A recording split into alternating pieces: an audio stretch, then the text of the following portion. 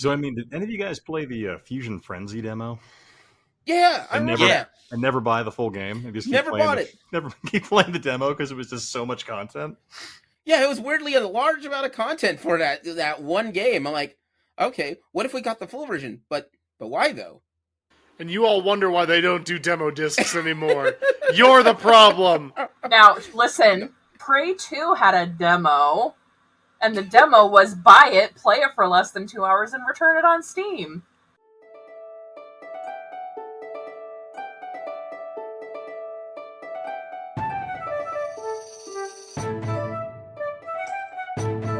Just a reminder, this is a spoiler-heavy podcast.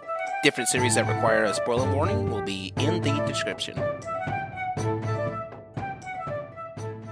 Hi, everybody. Welcome to another episode of Gaming Theater Podcast. Today's episode is going to be all about the rise and fall and rise-ish of demos and video game demos. With this, to help me explain this topic, I have several guests with me. Now, once again, my name is Leo. I am the Geek Scorpio, and I'll be your host this evening. And over to my right is going to be... Hi, my name is DandDaine. I'm a charity-inclined TTRPG and video game enthusiast on Twitch TV and other places on the internet.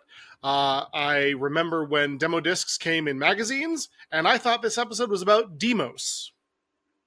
Stay tuned. The Demon Demos? Yeah. Only if that's part of that Demos. I was hoping for the rise of him and the riseish. You know, I missed that guy, but excited to talk about it. All right. But over to their right is going to be... Hi, I'm Ashwood of Ashwood Audio. We're at twitch.tv.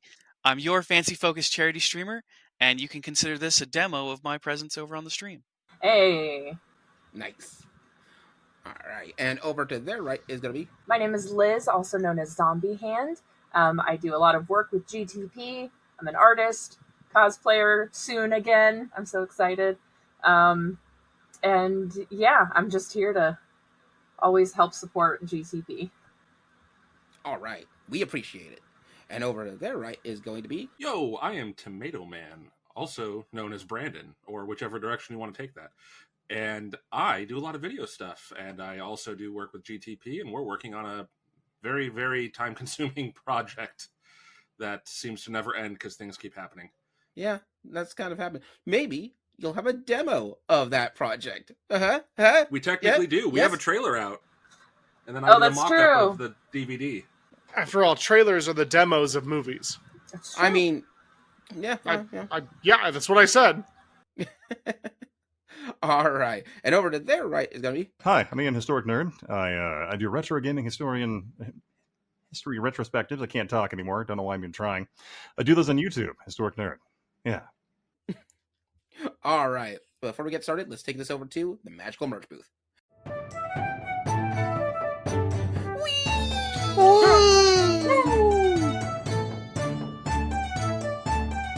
All right, Ian.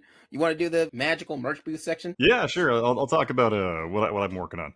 So, as I said earlier, I do retro gaming historian type videos. Working currently on researching deeper into the birth of the Philips CDI because I'm a psychopath and enjoy arguing with Dutch people on the internet to get more information that they will not share with anyone. So, yeah, I'm working on that for a bit. I might get that out at some point next year, but that's kind of the only project I've really been heavily working on. Yeah. I do have to say, I have really enjoyed your series on instruction manuals. Mm-hmm. Learning how to work at, let's say, Burger King has been a lot of fun. Oh God! So that was a live stream I did with the Philips CDI because the Philips CDI was such a prolific kiosk device and edutainment type device. What's kind of fun is the U.S. military has some training simulators on it, notably for the 1993 version of the Bradley fighting vehicle. But also there's a great training video for Burger King, which teaches you all manners of things, interactive tests and all these things where you have to learn how to run the broiler. Now remember, you're always an important part of the guest experience at Burger King. If you don't care about that, get the fuck out. True. Oh, apologize. I don't know if I can curse on this. I apologize. No, you can't. We're leaving that part in. We're adult and spoiler heavy. Yeah, occasional live streams, but yeah. Spoiler heavy. It might help you get night shift manager at Burger King. You might make it. It might. It might. But you gotta be serious about keeping those patties at least a quarter inch apart. If you True. go more than that, get out. Leave, you scrub. Yeah, Anyway. get out of this Burger King. Yeah. All right. But with that being said, let's go ahead and back to the show.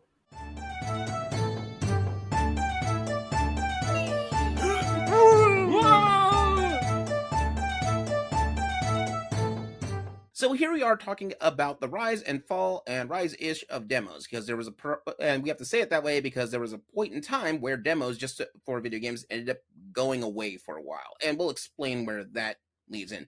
But to start off, we kind of have to go back to the beginning, and by beginning, we're probably going to go into the 70s for this one. So let's say you're a game manufacturer. If it's in the 70s, you only really have enough time to make one game, right? You have to, from start to finish, you make the programming for it, and what you would do is that you would try to pitch it to other people. So unlike demos that we know now, you would go to different places. There's, I think, famously, like Midway, I think, would actually go to local bars downtown near their offices and try to pitch their video game for it.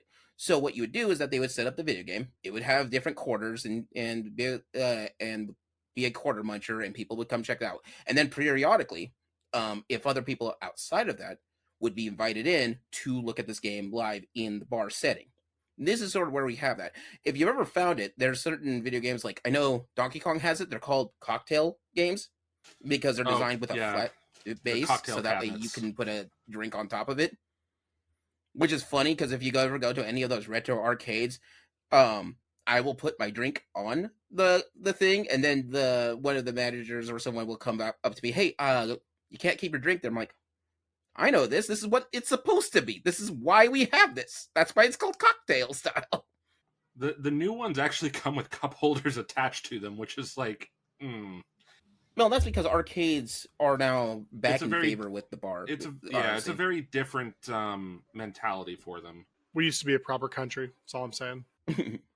But then we get over to about Atari era when we start bringing up consoles. Well, now you have a home market. You can't really pitch the home market to people who are in a bar. It's sort of two different ways to, well, you can pitch it to that way with certain people because they're like, I can get a drink and this game, and then I can take my drink home and the game home. Yeah, that makes sense to me. You know there's going to be one guy who thought that. That was an interesting night of Mario Brothers. Anyway, so what we bring it to is that what they would do is create a demo or a demonstration. It's basically the short version of the game that they keep close to the vest. Typically, they won't... Back then, it wasn't... You weren't supposed to see the whole thing. They kept it close to the vest to be only shown at, like, trade shows or at marketing campuses. Or they would invite people who have, like, large corporations for different... like stores like Walmart or Sears, Roebuck, or various other stores, and invite their salespeople there to try to demonstrate what this game would be, and basically pitch sell them. And then if they if the demo works great, then you'd get the whole thing for that. But they just want enough to get you interested, not enough to beat the whole game. And most of that's part of a sales tactic, if I recall, because like if they know that you can beat the game, and especially in the United States, because we have a whole rental system. If they know that you can beat the game on that, How does a demo given to the consumer differ from a tech demo? Does anyone know? Playability usually. Same. I would like you all both to say more on that. Yeah. So a tech demo is usually, let's take the NES for example. You would set up a full-on NES, you would put in the game that you want into the Nintendo, and then you would leave it as a kiosk for people to play and try out. So you're showing off the technology on it. In fact, with a lot of those type of demos, they'll have a timer in there. So that way it would shut off after or force a reset when it gets to a certain point for that. But you're only there to really demonstrate it. Now, tech demos also could be just concept demos, and sometimes the concept is so good that somebody hops onto it. I know Dead Rising that we talk about a lot started originally as a tech demo for that one to show, no, the Xbox 360 can do a lot more than you think if we can, but we just have to adjust it. And they showed, yeah, I have about 1,000 zombies on screen. We didn't have 1,000 zombies before, and now we do. Enjoy that. So I've always separated them as like the tech demo being the not necessarily just visual fidelity, but the like you say, the technology fidelity, like what the machine or the system is capable of versus what you actually get to experience. Because you see a bunch of tech demos usually, at least like in the days of E3, which is now long gone, if it said tech demo, it was just a visual presentation to show the engine running, not necessarily for you to touch it. But then you've got the playable demos, which would be at the, you know, the booth where people could actually try a vertical slice of the game. I got to. Oh, sorry. Go ahead. Yeah, I was just going to say, which is what you got in, you know, magazines and stuff down the road. A good example would be like, oh, the Final Fantasy VII tech demo for PS3 that took 2 console generations basically for them to force into existence being a playable thing. What was that, Saya? Oh, I was just thinking. So I used to go to San Diego Comic-Con before it got insane, like ridiculous, and I loved when they had demos there because they would have some new games. So Square, I got to play the Final Fantasy 13-2 demo, and then I got to play the Resident Evil Dark Side Chronicles demo and Resident Evil 6. And it's just like I miss those days where you got to actually go and have, like, I don't know, demos at, I mean, Comic-Con was obviously one of the better places to like have a demo, just because you got to like massive amounts of people, like over 100,000 people, you know, so that was always really cool. But not to be a little bit predictable while we're talking about tech demos, Alan Wake's American Nightmare. Yeah. I said not to be totally predictable, but I will find a way to work it in. Technically, Alan Wake's American Nightmare was the tech demo for Quantum Break. They created Alan Wake's American Nightmare as a way to showcase their new engine that they were building Quantum Break in, so that they could show Microsoft, like, hey, we're going to have a better engine, we're going to do so much better, and then they got greenlit for Quantum Break. That's an interesting crossover there of a playable demo with a tech demo, because you've got something where it's you're getting to play a example of the engine, even if it's not the product the engine's being designed for. If that makes any sense. It's really weird to contextualize that one. Yeah, like Alan Wake's American Nightmare is a fully playable short game DLC thing. You know, it takes about like 3 hours to play. But yeah, it was actually designed for them to show Microsoft this is what we would be able to do in this engine with or for Quantum Break. Please let us make Quantum Break. Please, that'd be good. But yeah, so like tech demos are mostly, I want to say hard saying it's hardware isn't exactly the right way, I think, to do it, but it's not, but it's close. But it's close. It's like demonstrating what we can do for this, whereas I guess it's what the engine can do with that hardware. So it's like how does the software function with the hardware? Yeah, I think that's the best way to put that. But yeah, now that we've entered into the 80s where the age of the PC is starting to rise up for it, people had different takes on how demos worked on that.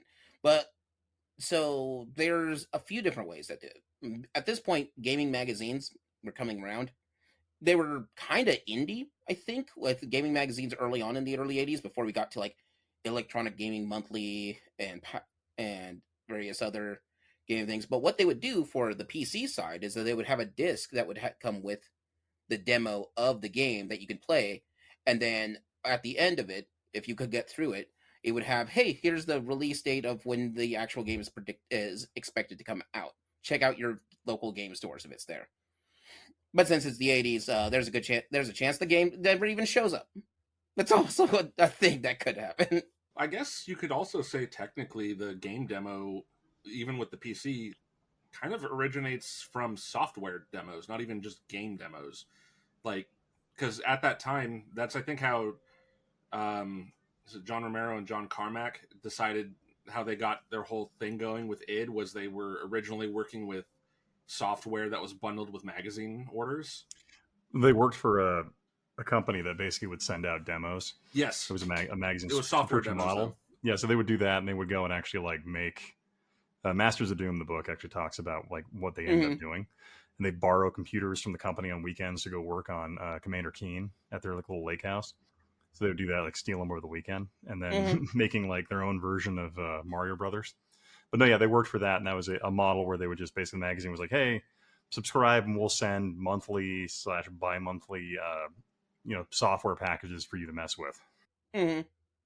And that was one of the things on it. It's kind of related to this because what happens is Apogee was a big game company for the 80s. A lot of their games are like still running around. You can find a bunch of them on GOG in a couple of places.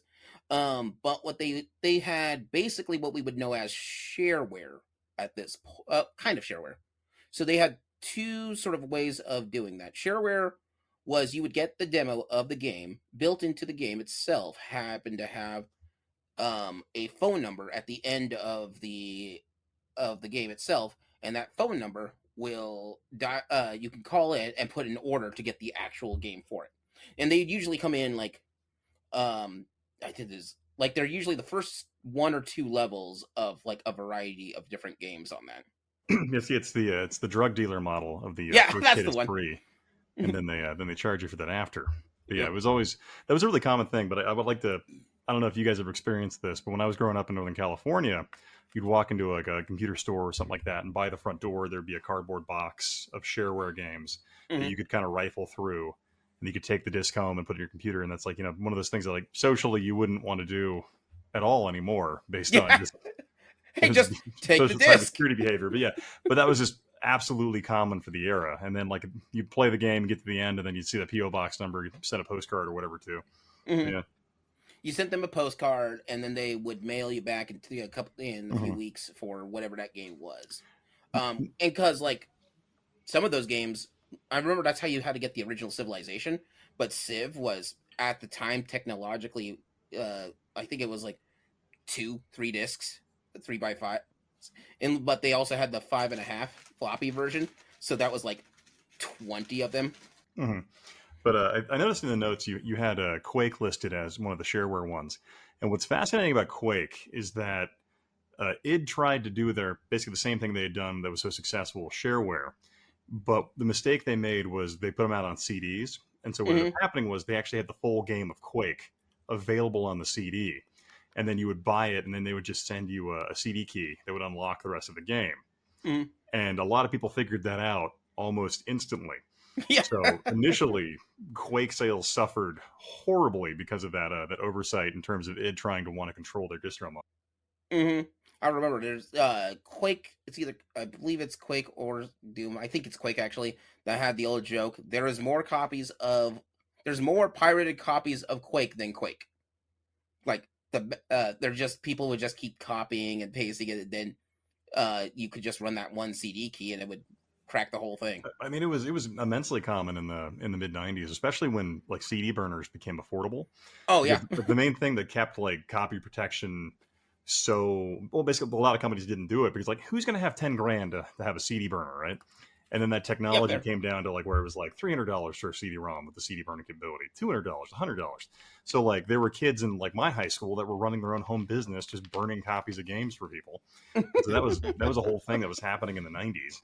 I don't want to talk about how I might have done this.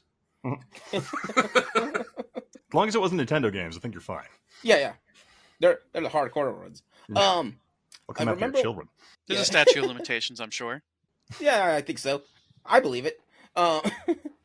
Yes, I too have heard about this allegedly in Minecraft. Allegedly.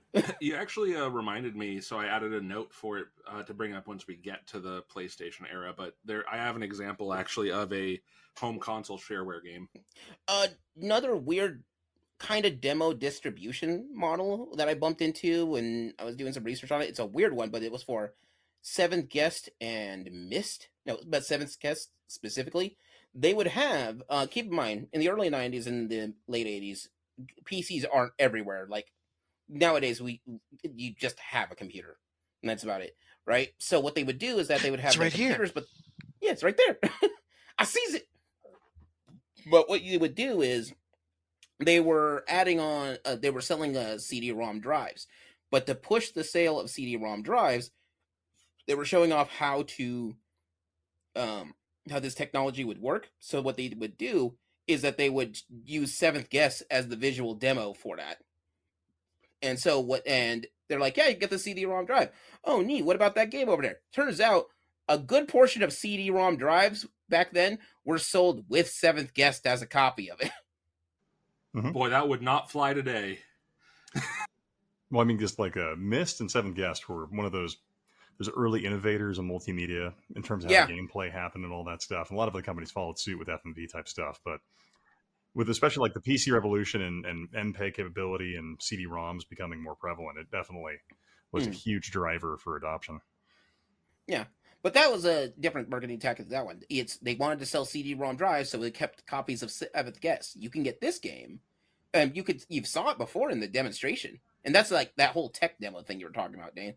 They were using the Seventh Guest to show the visual tech demo of that, and now Seventh Guest was at one point in time the most popular FMV game out there, but that's kind of a weird misnomer because you got it with the CD-ROM drive. I just realized I crossed wires. I was thinking Phantasmagoria. It's like, no, that would not fly as a freebie back then, or at least today. One guy of it.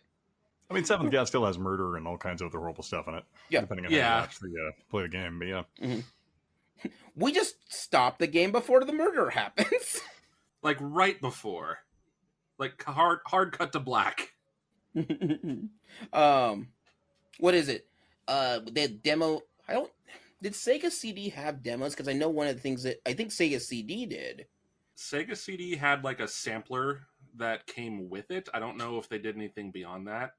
And then they had, for the Saturn, they actually had what they called bootleg discs, which I don't know why they called it that, because it's just an official demo disc. Steal this, could you? Which, I might as well throw it in now, because it actually relates to the Sega Saturn. Panzer Dragoon Saga was technically a shareware. There was a time where you could get the first disc of Panzer Dragoon Saga, and if you liked it enough, you could mail away to get the case and discs 2, 3, and 4. No. That's an interesting way to do it. At least that's what I'd heard. It's really hard to track down any information on this, because that game is already a nightmare to find as it is. I remember back in the day, because I was one of those weird kids who wanted to get where everybody else is playing Doom and Quake, and I wanted to play like strategy games like Civilization and Sid Meier's Pirates and like Darklands and such. So and XCOM. Let's not forget XCOM. And XCOM. Yeah. I feel like Leo just exclusively played Sid Meier games. That's the lore that I'm establishing. So technically you're not wrong. Back in the day, there was a special demo disc that came with Jagged Alliance, the second Jagged Alliance game, or 1.5 Jagged Alliance game. Like this weird. So they came with Jagged Alliance. It also came with XCOM. It also came with Sid Meier's Civilization. It was called this big strategy pack. It also came with like I forgot what it was called. I knew it was pretending to be World of Warcraft, StarCraft, but it wasn't very good.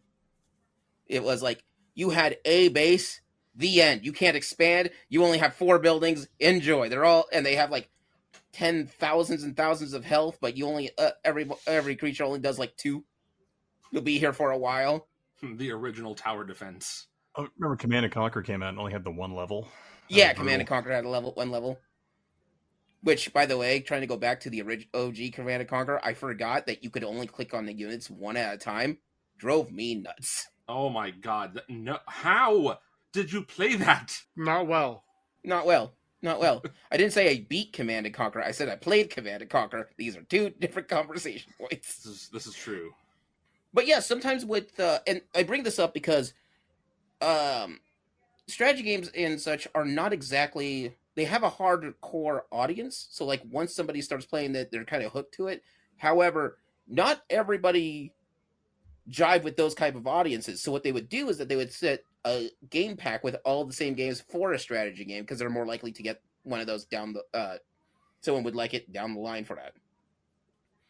But they would come in packs. Like I remember there was an adventure pack, which it was a bunch of platform jump shooters, which sucked.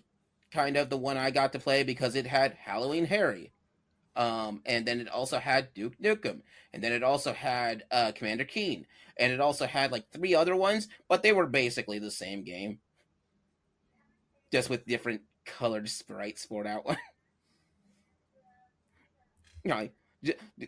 How's it go? Just change it so it doesn't look like my homework originally. Now, did you ever accidentally buy those like CD compilations that were just 100 different shareware games that were loaded onto it? Yeah, and there's like only 10 good ones. Well, no, my favorite thing was that I would say they were all decent-ish, but it was always like, oh, cool, I'm going to buy this pack. It's like 100 games. You're like, these aren't full games. These are just the shareware things that want me to buy the game at the end. Yeah. And I don't know. I'm like, I already bought this thing. I'm like, what the hell? It's 100 level ones. Yeah, I think I remember finding one of those on like a freaking PC or a computer software rack at like Ross when they used to sell computer software. Was it that little box at the front door you were talking about? No. That was a computer shop, but like Ross, Payless, like the clothing goods store, they used to actually have a PC game section that you could go to and buy stuff from.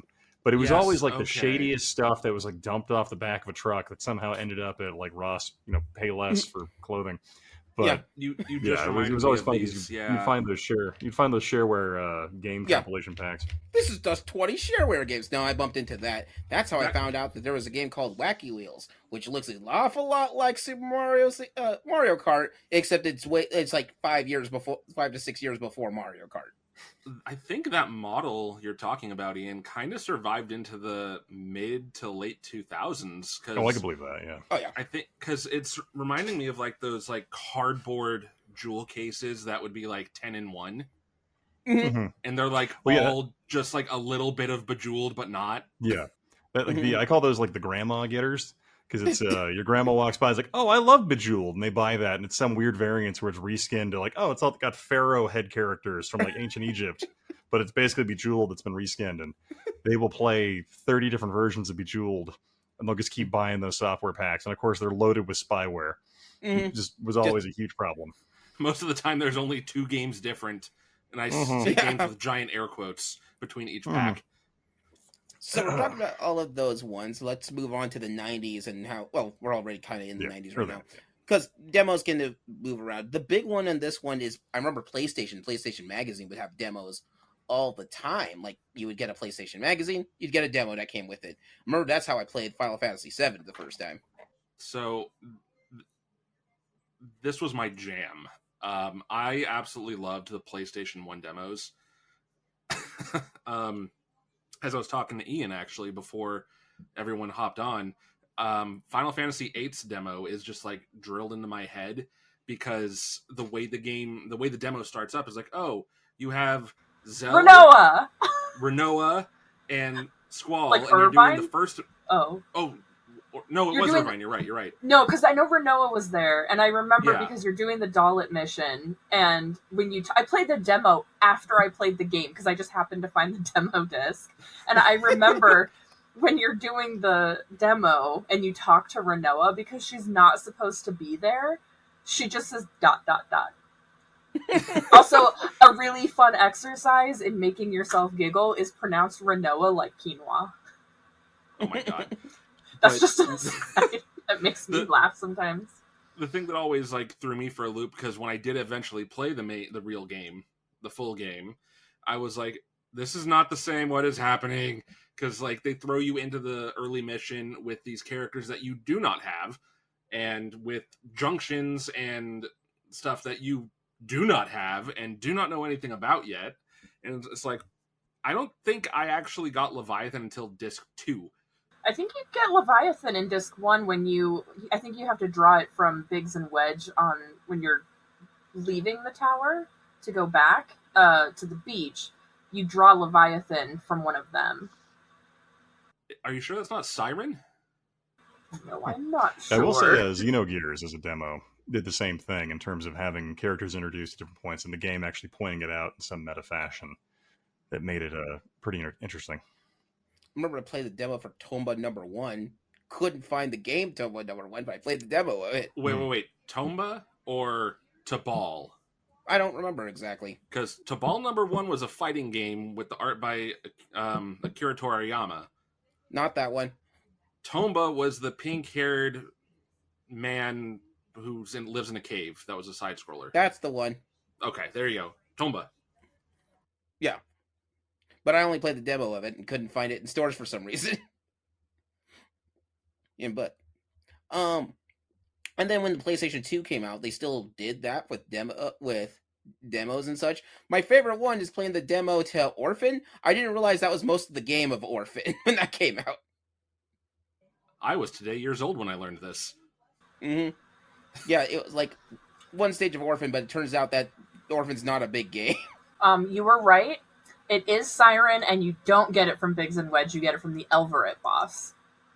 Okay, I don't know couldn't why I remember thought who it was you had to pull it from. Yeah, I thought it was Biggs and Wedge, but no, you can just get magic from them. So I have to ask the group here, in terms of going back to demo discs that were released, were any of you guys like big PC gamer people back in the early to late 90s? Yes, I was a huge PC Yeah. person, but I was a huge broke PC person. So I didn't get the latest and greatest. I got the hand-me-down to the hand-me-down. Well, everybody else is playing StarCraft. I'm still working my way towards, the original DuckTales 8-bit. I'm using Commodore 64 graphics here, buddy. Oh, sorry. I did have some computer gaming. I did try Command and Conquer when I was young, and I was not good at it. I was probably like 8 or 9. I was mostly raised on the NES and the SNES, and Chip's Challenge, which was technically a computer game. And you can get it for free on Steam right now. But I bring up PC Gamer because they actually had probably the most amazing demo discs released by any publisher in terms of from about 1993 forward to I think about 1998. They were doing these really innovative just FMV environments to where the entire game itself was an FMV game where you would navigate through the environment to get to the demos, but there was also like always a fun subplot going on within the games where certain stories would be played out over several months in terms of you unraveling it. And then basically while playing the FMV elements on the disc, you would discover things and characters like Coconut Monkey being introduced, which ironically Coconut Monkey is banned off of any comment filter that PC Gamer has. I don't know why, but might be racially insensitive. No idea. But anyway, it's one of those things where it's really fun mechanics and all these things that were just these amazing storyteller ways of introducing you to this content. But yeah, PC Gamer had that going on for it, and then they just kind of completely lost it. Didn't PC Gamer used to have one that was like an art museum, but inside inside each of the paintings, one of them were the video for the demo of a game, but then one of them is playable? I mean, I think that possible. sounds Possible, yeah. That might have been Computer Gaming World. I know they had their own. Okay, their no, own that's take on what it I'm too, but thinking I could be of. wrong. But yeah, but PC Gamer had like their whole office thing that was a whole elaborate introduction, and that was through most of the early to probably like 98, because I think around the time like Quake 3 came out was when they kind of stopped doing that model. Yeah, you'll find that most of these models start stopping and such. It's kind of a weird case, but we'll get to that because these like Apogee's model of the shareware version, they quit that in the mid 90s because people were trying to hack the whole thing. Or there wasn't enough gameplay and people were just not calling or going to the store and just getting the whole thing if they could have a separate copy of it. Well, you also like physical, like PC games made it into like major retailers, so there was really no reason to have that distro model anymore. Because before they were fighting for shelf space and clubs and small like little locations until like places like Kmart, Walmart, Target had their own massive PC game aisles, which gave them a lot of retail space that they eventually forfeit to Steam, but they had that model that was being quickly adopted in the late 90s to early 2000s. Yeah, because it wouldn't make financial sense to go backwards on that one on the basis of no one's using it. The model, I remember shareware stayed around for a lot longer than people thought. They tried it into like, 2000 or something like that, but it ultimately ended up failing just because people were like, I don't want to give you my credit card number. Yeah. I know because like Fallout is you can get the demo version of Fallout, and it's just one town with the battle with a single fight, and that's it. Hooked. That got me. You win, sir. But I do know that changes. But yeah, no, they would have those kind of demos. And the one thing I wanted to bring up, because in the PlayStation 2 eras especially, not all those demos were made fine. Now, I mean that the games worked, but they had aftermath problems. Metal Gear Solid 2, you got when that came out, Kojima put out a huge demo for it. I'm not sure if you guys remember, one of the things is that you could still take photos using photos in Metal Gear Solid 2. Like you can capture little pictures. So here's the thing. The captured pictures stay on your memory card as a corrupted file. Yep. And so you would have to, so what would happen is that it would eat space on your memory card, and now you don't have a good working memory card. You have to format the whole thing if you needed to. Because you can't delete the file individually anyway. Mm-mm. Yeah, that was a big problem. Yeah.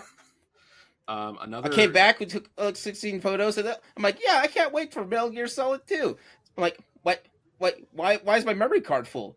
Now I hate you, Metal Gear Solid 2. You know what you did wrong. You burned me and scorned me. It's a horrible reason to not play that game, but also a very justified one.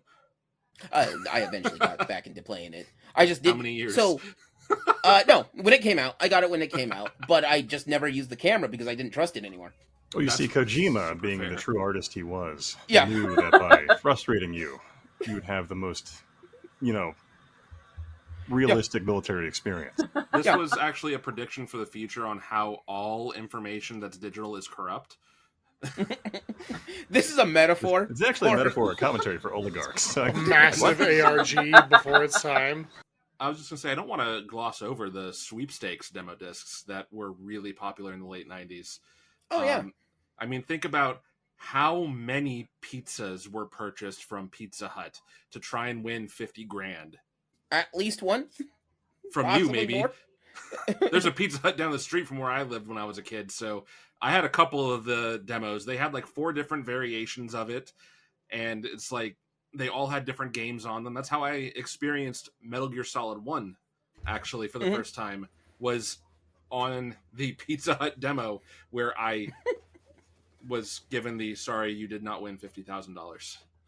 Aw. A little bit different, but I was more into Pizza Hut for their VHS tapes. Oh, hell yeah. I've got the first X-Men VHS tape from Pizza Hut sitting on a bookshelf that I can see across the room. And Wait, the 90s X-Men or the 80s one? 90s. Okay, cool. There was one for the 80s. It only lasted one episode, and it's donezo. Oh, I didn't know that.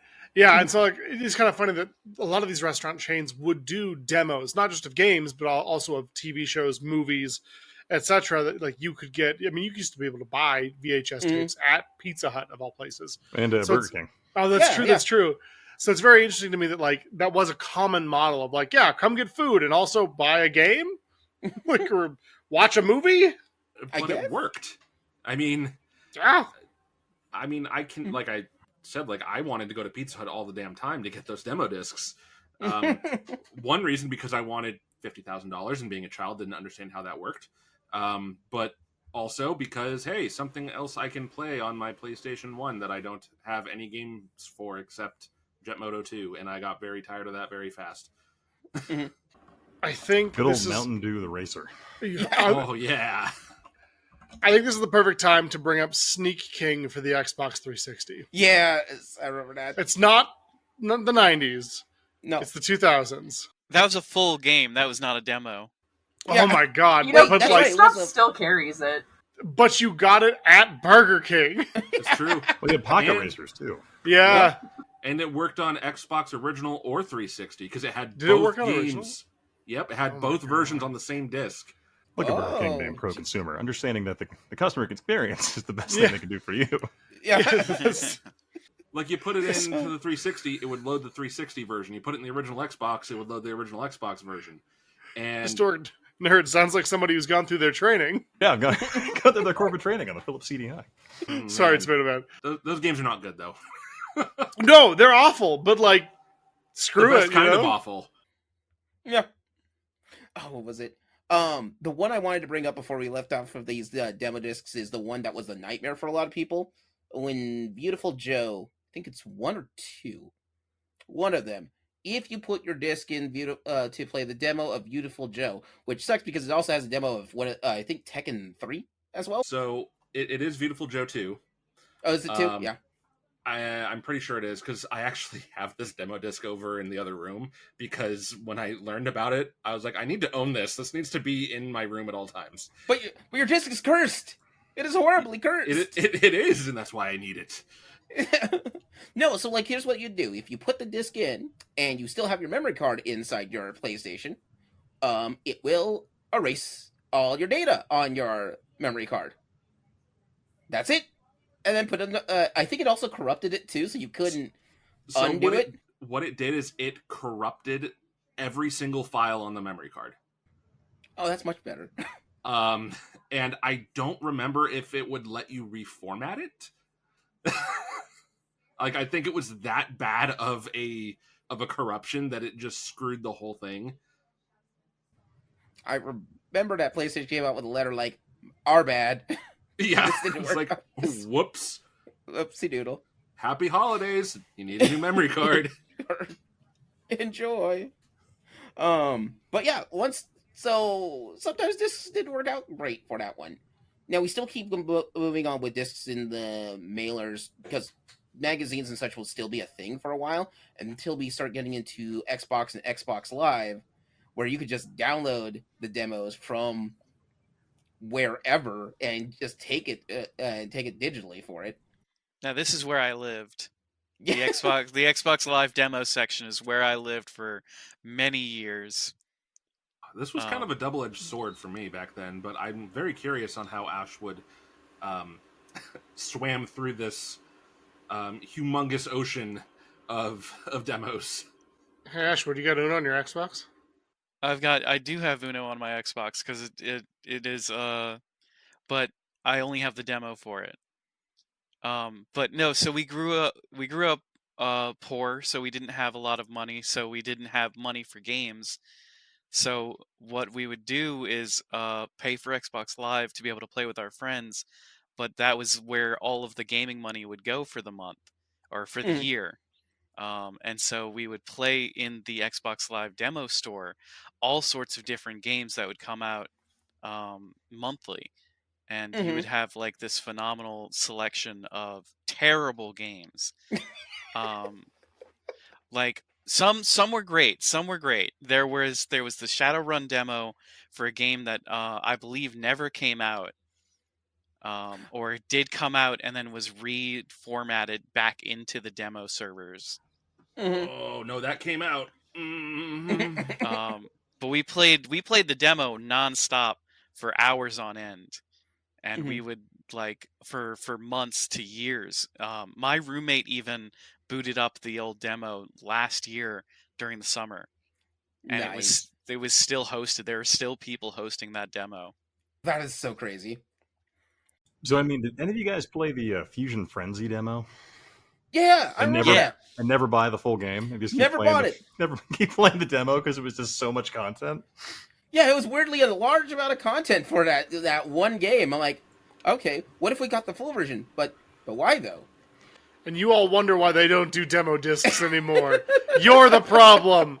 Now, listen, Prey 2 had a demo, and the demo was buy it, play it for less than 2 hours, and return it on Steam.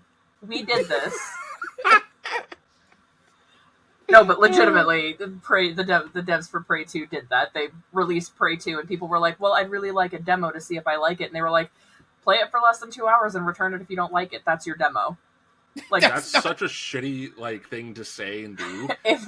They got so much flack for it. I mean, at least It they're was- honest. I mean, Yeah, but there's a lot of games that I picked up because I was able to play a demo for it. There's just some where I was like, oh, this isn't really for me, but then there's some that was like, oh, I have to have this because this is incredible.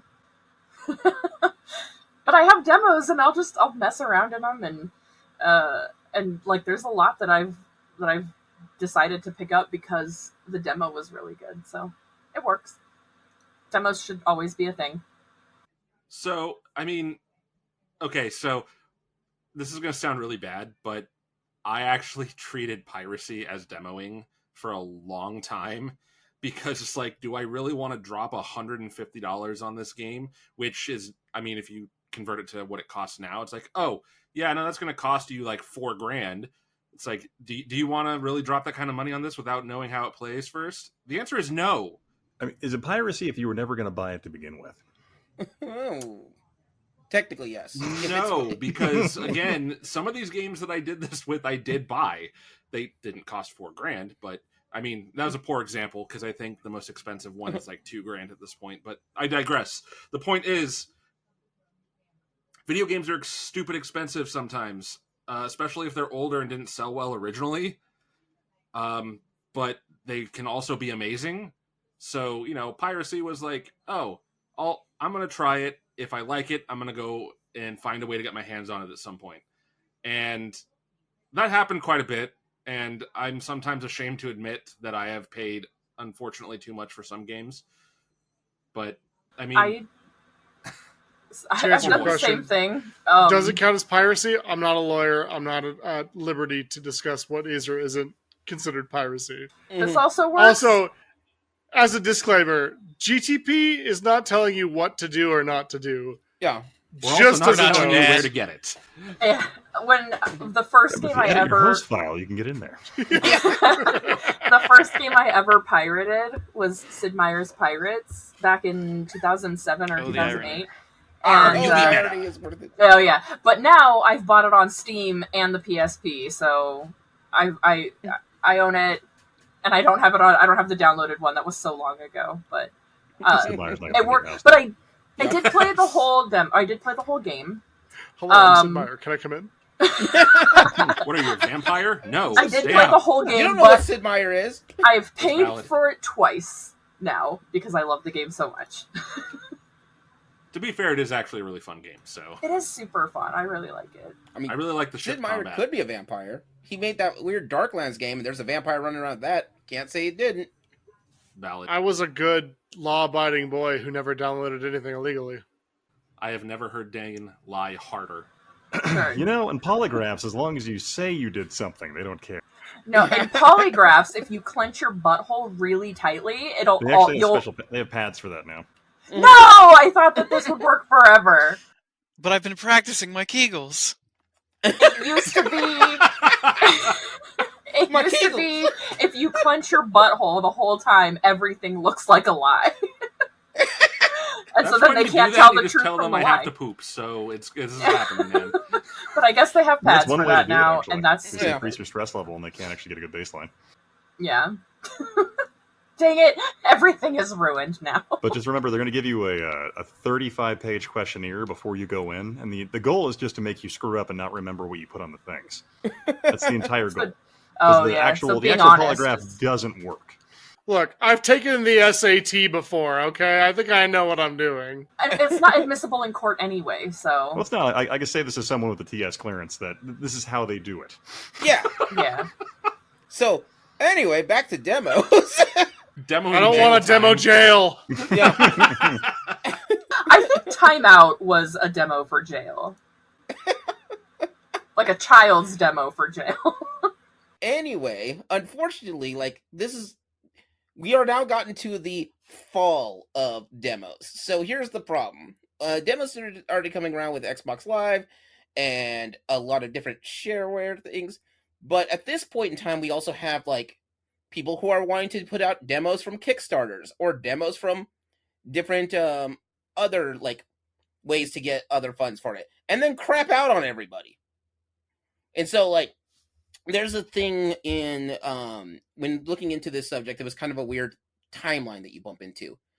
So video games in the 2000s and such are becoming more commonplace than they've ever been. Okay? That's safe to say across the board. You have your independent game designers, you have your AAAs, you have your AAs, You have just the guys who make and all over the place, and it's like even Ashwood, you would know the Xbox Live had something like thousands of demos sitting down there, right? Yeah. But the thing is that once you had those demos, what you'd end up having is the demo would be the best part and the most worked on section of the game. The rest would be trashed or non-existent.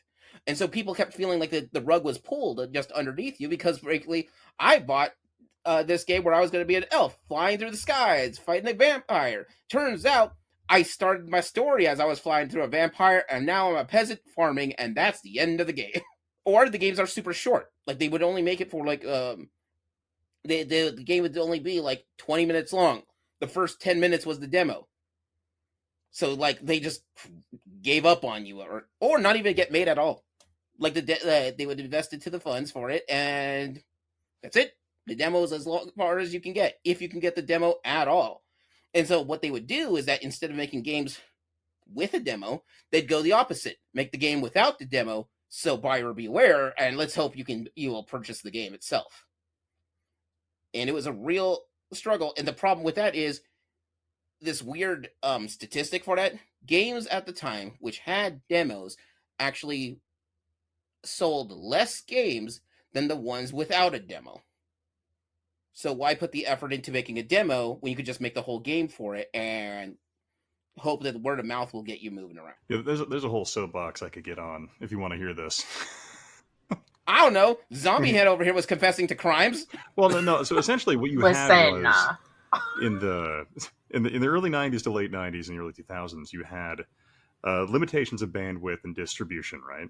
Right. And so That was the basically, big thing. you had gatekeepers that controlled the distribution and displaying of these demos and things like that. So there was a lot of the system was manipulated to favor certain individuals and end games that were, from more reputable publishers, stuff like that. So the indie scene was almost non-existent in the 90s, just based on that distribution. And then you reach to the early 2000s when broadband internet became a little bit more widespread. Because I remember I paid for file plan subscriptions to have access to stuff where I could download it quicker, just because that was, broadband was a premium back then. Oh, But yeah. with the democratization of gaming distribution through platforms like Steam, GOG, stuff like that, you had access to more games than you ever could possibly imagine, to where you're just basically trying to sell people on a thumbnail. So there was just a dramatic shift in terms of where the market was going. Because if you share someone a demo, that may not be enough, and that might just satiate them enough before they move on to the next thing. Because ultimately, there's so many more options out there. You got to make sure they at least buy and get access to it in order to sink your teeth into it. Because if you give them anything for free, they're just going to walk away, because there's a million other opportunities and other things out there you can participate with. Mm-hmm. That is on the nail of why demos died out in the 2000s and mid 2000s. I'll get off myself. Well, I'll switch you places. So, because that's where the problem lied. If your demo showed that your game was bad, nobody would want to buy your game. So don't make the demo unless I can get the kinks out of it. And then we're not even getting to that level of stuck in alpha stage where some games are. Development has always been in a pre-alpha. Yeah, but still in pre-alpha. Hasn't got left alpha yet. Why bother leaving pre-alpha? And that's a whole different topic altogether. Yeah, like Star Citizen. Cop. $500 million later. We're getting there. What was the old joke? Duke Nukem Forever? Like, it'll be done when it gets done. Also, Duke Nukem Forever is probably the worst example for it. There was a demo for Duke Nukem Forever back in the 90s, and then another demo for tech demo back in the early 2000s, and that thing went through like it was the epitome of development hell. The guy was crazy. He switched engines like 3 times. Mm-hmm. Yeah. No. It's if you want to take a look into Duke Nukem Forever, it is the video game equivalent of hubris. Well, I think someone actually ended up finding the 98 source code and remaking that first level, I think. That sounds amazing. And dropping that, yeah. Like, the thing is that by the time Duke Nukem was a hot commodity in the 90s, but by the time it finally came out, And if you had a demo for any kind of RPG, that was a double-edged sword, because whatever demo that you have you're only going to give a person like 1/100th of what should be in the game, and then just present, hey, this game is X. Like, what was it back in the late 90s and the early 2000s? Telling someone that your game has 100 hours of content in it was a selling point. But as I learned from certain like open world games, 100 hours is debatable on if they were a fun 100 hours on that. Yeah, like how much of that 100 hours is you walking from point A to point B? Mm-hmm. But so it's weird to say that the market kind of righted itself on this one, because what would happen is that so many people didn't make demos and just put it out there, but so many bad actors came out with that ended up bringing demos back as sort of, hey, no, we're legit, we're real. Here's the demo, play it. If you like it, great. If not, you're fine. And then one of the big things that happened was Steam. About, I want to say it's 2008, 2010-ish, when Steam introduced their revolutionary policy of, if you bought the game digitally, you could return it. Remember, people forget, digital returns are kind of a newer thing. It used to be, if you bought a game digitally, and I still have a stockpile of games I have a marker on all my Steam games that says, this game is crap, why did I think to buy this? And just a list of games there for, do never play this again, you've regretted this for your life. Oh yeah, I have a completed games good folder and a completed games bad folder. Yeah, see? I have on Steam, I have completed games will play again and completed games will never play again. And it might be that I loved the game, but I'm never going to play it again for whatever reason. That's pretty rare. But I do have quite a few games where I'm like, I hate this. And it's in never playing again. Yeah. Someone sent me a message once to, like, because they knew I had this copy of this really, really obscure, crappy game. And they're like, hey, do you still have this game? I go, technically I have it on Steam. And they're like, and they sent me a message. So I kind of want to see if I can get a copy of that because I need to preserve this for prosperity. And then I sent them a large message that said, you remember how this game worked. Why are we doing this? Who wants to keep this crappy game? I'm like, History. Fine, I'll install it, send it over for you. As a historian, I understand keeping, preserving for historical record. That's my jam. It's a thing I love to do. Speaking of which, not sponsored, but GOG is awesome. Yep. However, that doesn't mean I don't critique the game as being, it is not worth my time or anyone else's, because this is crud. Also valid. I mean, would you say the Philips CDI Burger King training game is not worth it? How dare you? There's a niche for that. Clearly, we brought that up 6 times in this podcast alone. There is Brought a to you by niche. Burger King. I can assure you it's worth it. I also don't organize my Steam library because I got better things to do. Oh, Dane, but do you love every game that you have on Steam? Do you? No, but why would I want to organize? Take the time to like move it into its own special folder. It's dead to me. I can ignore it. I have one. Hang on, that, Zombiehand. We got to say okay. this. Because one day Mhm. you'll be on a bender. You'll just out partying with friends. Sounds and like you're gonna me. come back, and then once you're done with this party, and you're like, "Huh, man, you know what would be in my jams? I'm gonna go play this game. But what game fits me? Hey, remember that title?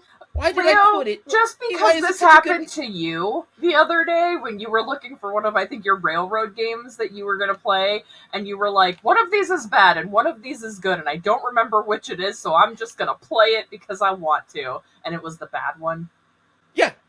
But to be fair, If you that's put because that in a side folder, you would know. You Was never it touched Yukon Railroad Tycoon or just Railroad Tycoon? Was that the one? no, Railroad Tycoon is pretty awesome. It was Railroad Corporation was the one I wanted to look up. Okay. But then there was a knockoff version which wasn't very well designed, or actually, it was really well designed. I found it confusing, and I don't like it. But I wanted to play it because Spicy Rose called me a robber baron once, and I'm like, now I'm jonesing to get back into the So you rails. have She good wasn't train wrong. games, and then good train game but bad UI. Yeah. Dastardly. hmm I can't go around with just the toot of this railroad. I need to be able to like set up corporate lines and feed people. I need to set up a company store over here. Yeah. I think I just want the chaos in my life of not knowing what games I have or don't have. See, I have one. I mean, I do have a few, but mostly I get angry at some games and I'm like, I'm never playing you again. But there is one I have. It's a dynamic list that I keep intact because it's one where I can say like anytime a game with this particular tag enters my library, and it's the horror tag because I love horror games, but also every year for my charity stream, I do the Scream stream, and so having my horror games like right there on hand for me to just scroll through easily makes it easier for me to decide what I'm going to play while waiting for donations. I like. Don't get me wrong. Live your life, live your truth, y'all. If you want to organize your Steam library, you go nuts. You have a great time. I will. That's awesome. I'm genuinely happy for you. I I'm don't glad you need said that. Zombie Hand because I also have a Spooky December tag as Yes. just horror games Yes. for Horror when I games play are them in December.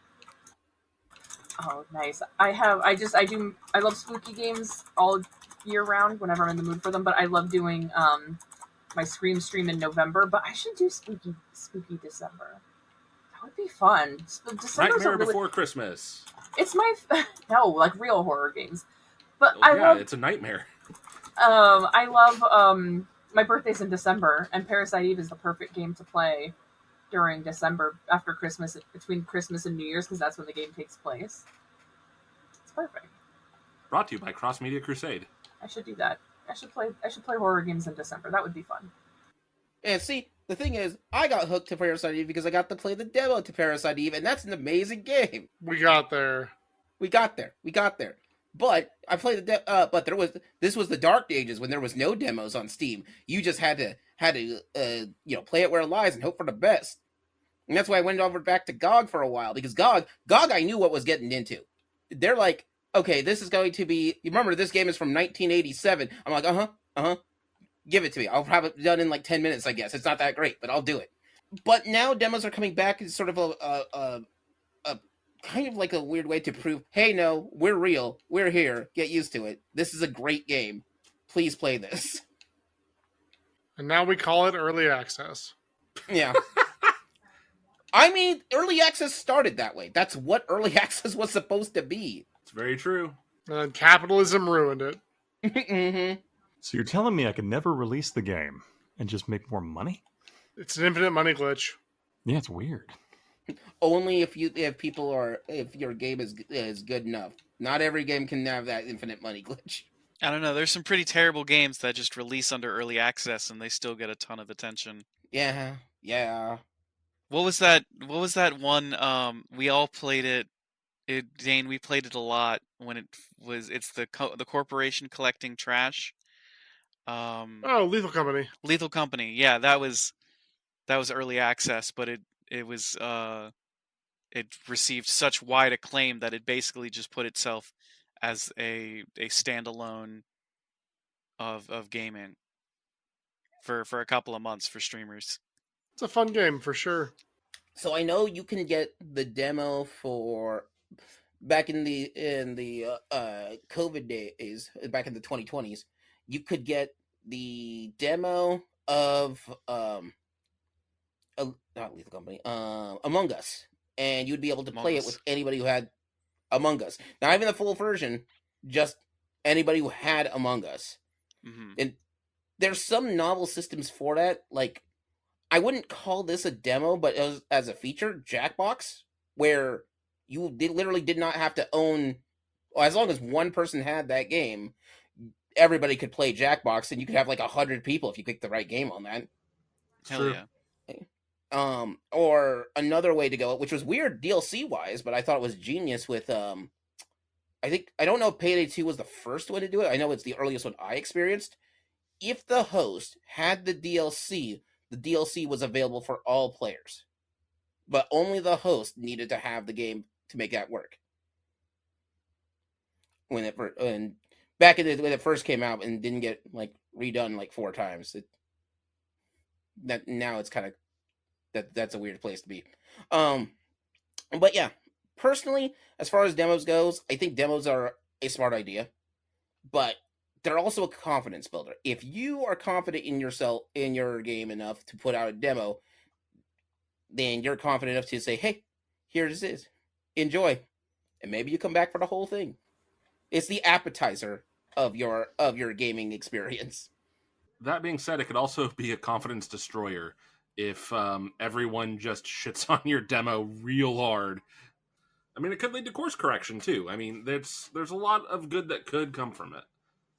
Well, I mean, you had like different examples of even Fortnite, for example, when it first released, was a really weird survival fucking building game, and then it turned into a battle royale game. Yeah. And that was kind of, the game was still basically in open access at that point before once it pivoted, then it became this global giant thing. So you never know what a demo can demonstrate to the creators that they need to change. True. Scott Kaufman is one that's kind of famous for that one. That's how he ended up coming up with Five Nights at Freddy's, because his original game people didn't like because they thought all the monsters in there they sent messages of, man, this game is weird. Also, everything looks like broken animatronics. And he basically went, I'll show you a creepy animatronic. And just built it out. It's like, I'll get this game going. And now, Scott Kaufman's got Scott Kaufman money. I think that Matthew Minecraft Lillard's in his started movie this. money. Yeah. And I True. think, wasn't that how Minecraft started originally? Was a demo site? I mean, it was a No, I think it was standalone just release package where you could buy a version of it and then you just have it forever. Yeah, it was a weird case. So that's kind of everything I could think of for demos, because we're now back to where we are in modern days, and I don't know. Out of crazy demo-based stories, I don't think there's anything more to that at this point, because demos are just kind of you kind of figure out which way you want to distribute. You, as a game designer, figures out if you're confident enough to put it out a demo or not. If you want to keep your game in alpha status, just make sure everyone knows it. I think being upfront is a better option than to just try to trick everybody. Are you claiming that honesty is the best policy? Or, hear me out, you take All right. $500 million and then just keep trying to do a bunch of weird flex goals and then never release your game. That is an option. Not one That's how I'd do it personally. But Is the 500 million the flex that you're flexing on this flex goal? yeah, if $500 million, be like, well, I'm going to run off and, non-extradition to Caribbean islands, I could definitely live on, whatever. But yeah, that's about it as far as this episode goes. I don't think there's anything more to that, unless you have a crazy demo story, because I do have one that I've had to deal with, which was hilarious, because it was with the Sid Meier's Civilization game, because like I said before, I got that as a demo originally, and then I lost it. Then I got it as a demo again, and then I went in and I changed some of the coding of the demo so I could get to the other side of the game. But then I lost it, and then I got it again on the older PC. Then that PC got I lost that whole PC. The whole PC is gone, not the game. I mean, that was a fun thing of demos of the era, when like if an RTS game or turn-based strategy game like that came out, and typically a lot of those would be the full game, but there would just be a turn limiter on it. So all you would do is open it in like a Word file, and then you just edit the amount of turns you had to like 99999, and then you could play that game forever and had the full game basically. So that was always something I did back then. Did you guys ever like challenge yourself as a demo? Like, this demo can only be beaten in like you have 20 minutes to play this game. Like, I think I can make it in 15. I think I did that with Judge Dredd when that demo was around there. Oh god, it was only the like one the first for 2 levels. like the side-scrolling one, or the Judge Dredd vs. Death? No, the side-scrolling one, the one that came out for the SNES and the Genesis. God, But I hated that one. yeah, it's not great. However, I wanted to. That was part of the tournament that was set up for Black Blockbuster, so I needed practice. Oh god, the Alcatraz Blockbuster Super Tournament or whatever the fuck. Yeah. That was? There was 2 games for it. One of them was NBA Jam, and the other one, Yes, for that one it was NBA Jam, and the other one was Judge Dredd. And you had to get the most amount of points you had to get the highest amount of score in the shortest amount of time. And that was sort of where it tricked you, because since the other game is NBA Jam, your best bet to get as many points as possible was back in Judge Dredd. Or just throw elbows the entire time. Elbows it up. I don't have a demo that I did a challenge on, and I know I've told this story on the podcast before. But when my brother accused me of breaking our PS1, and it wasn't my fault, I got very mad at him, and I took it out on the demo disc that had the demos for Tomb Raider 1 and Tekken 3. And I used to beat the shit out of Eddie with Xiao Yu, I think her name was. Lin Xiaoyu. A lot. And then I also used to go around the Tomb Raider demo finding every creative way I could to kill Lara Croft. I was mad at my brother, and I think that was my villain origin story, but I'm not really a villain. I'm a marshmallow. But that's my biggest demo story, is the Final Fantasy VIII demo being wild and then taking my anger out on Tekken 3 and Lara Croft. What about you, Ashwood? Yeah, I mean, like I said earlier, we lived off of the demos, so a lot of my early gaming came from demos on the Xbox Live Store, like stuff like Phantasy Star Online. We would play that was a good one because it was a multiplayer demo. We could all load up into the same session, and we could play together without ever having to play for the real game. So, and that was 56K, y'all. Hell yeah. So, yeah, demos are great. Demos are great. We should support demos. Mm-hmm. Oh yeah. Oh, what was it? I still love that. Some of those demos, like, okay, we could do is, but I'm having fun with this game. Let me have this whole version. This is all I need. All right. What about you, Dane? I don't really have like a demo story. They're just neat, and I like them, and I miss them.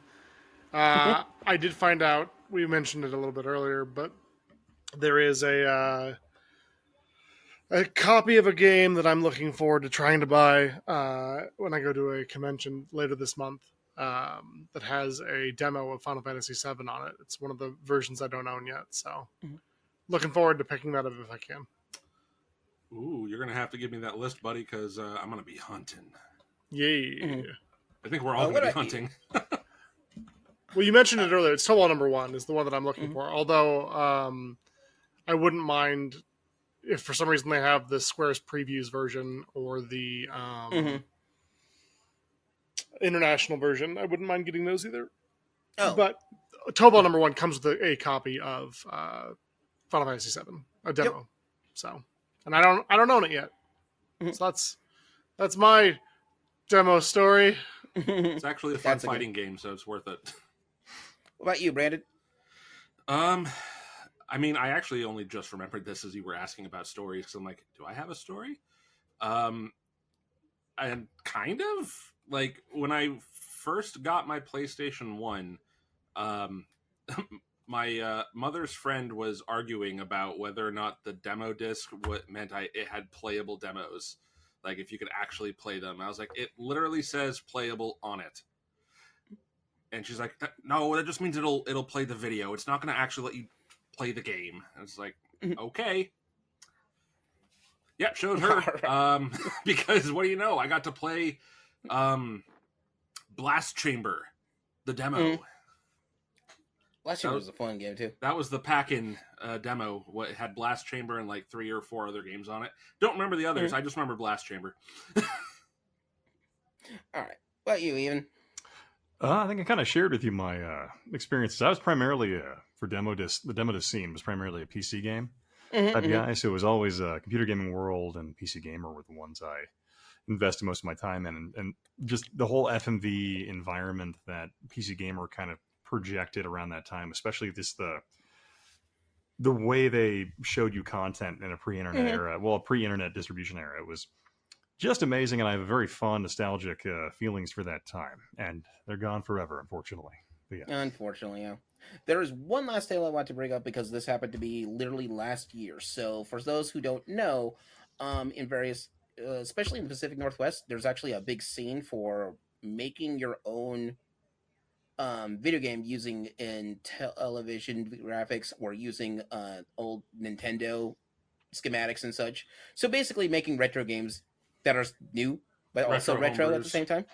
Yeah. So somebody was showing me the demo to this game and I could not remember the name. I just remember it was interesting because it was like it was a 1980s game where you would take. It took place in 1980s. It was in Sao Paulo, Brazil, and you had to navigate to find like two different items, so that way you could stop this demon horde that's coming up. And there were random combat encounters, and everything was randomized for that one. Now, the reason why I bring this up is the sad news is when I played it, I probably could not have rolled better. Took a left, found that first item, took a right, found the second item, and the clue to glue these things together happened to be right where I started. So I beat the entire game in 4 moves.